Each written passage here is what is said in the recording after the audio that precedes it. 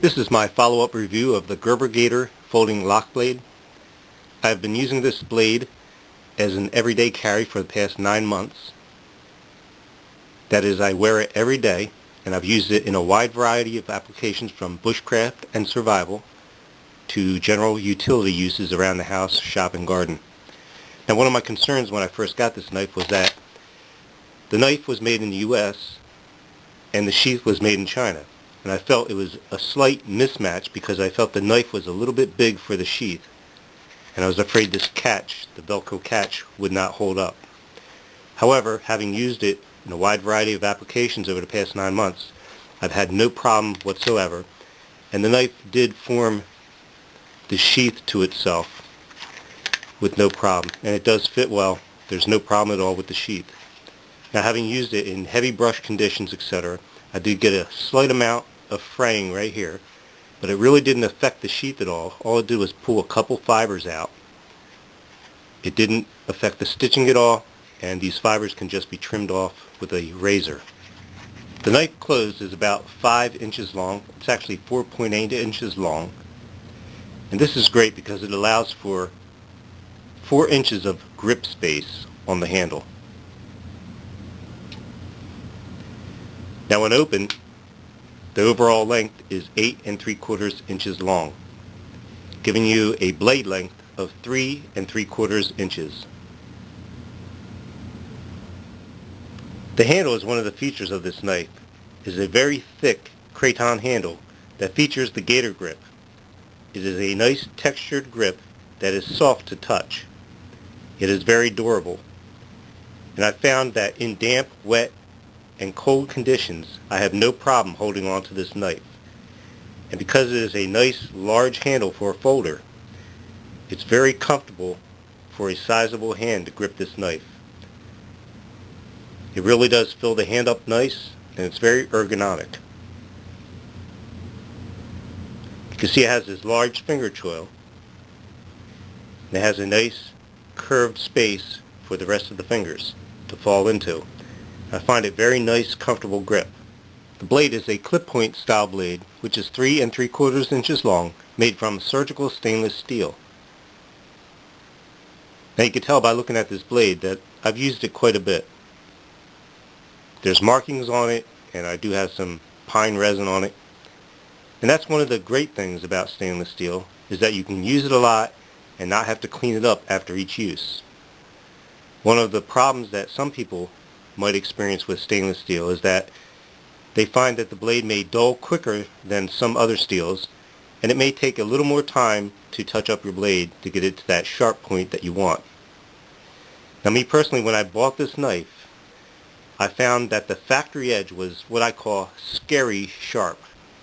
And when I talk about scary sharp is something where you don't want to slip up with this blade because it's going to hit the bone on any part of your body that it hits. That's how sharp it was when I got it. Now, over the 9 months, I have used this knife and used it, and I have not, I repeat, I have not sharpened it once yet. And I would say still, the serrated edge is what I call scary sharp. I would not want to slip up with this knife. Now, the other part of the blade, I would not run my finger across it, but it is not as scary sharp as the serrated part. Serrated knives are something that some people like and some people absolutely do not. Now, serrated edges are great for utility use, for cutting man-made materials, but a lot of bushcrafters and survivalists do not like serrated edges. And one of the things that was asked me is if you could use a serrated edge for batoning. Now, batoning is a skill where you actually use a log and you set your blade on the log, and then you hit the blade with another piece of wood to split the log.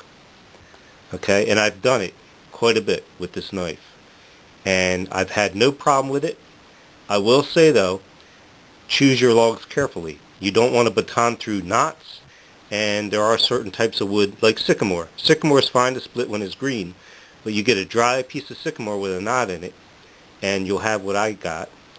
It did bend slightly one of the serrations, and I'll try to get a close-up of that. So in my opinion, you shouldn't use a knife beyond what it's designed to be used for, but I did with this knife. I batoned with this knife quite a bit with dried sycamore with a knot in it, and you can see I did damage the nipple here on this serration a little bit. It's bent. It's a little bit deviated from the rest of the serrations. Something that can be fixed with no problem. And I did crash this knife blade upon the rocks a few times. And you can see there's a couple little nicks in there. But my personal opinion of this knife is that it held up really well considering what I put it through.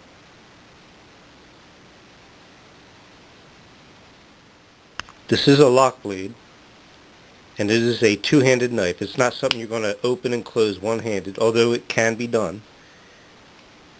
You can close it one-handed, and you see it has that little catch point. I warn you though, if you hold that lever down, it will complete the close and come down on your finger. And you don't want a scary sharp knife like this coming down on your finger. And you can open it one-handed, but it is difficult. So it is a two-handed knife.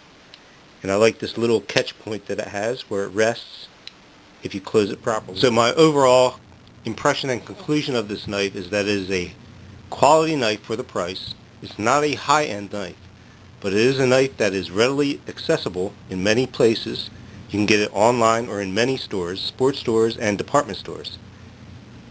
And it is a knife that, even though it is serrated, they do come in non-serrated blades, and even though it is stainless steel, in my opinion it is a quality stainless steel, and it will hold up to bushcraft, survival, and utility use. And for a folder, that's pretty good. So 2 thumbs up from me.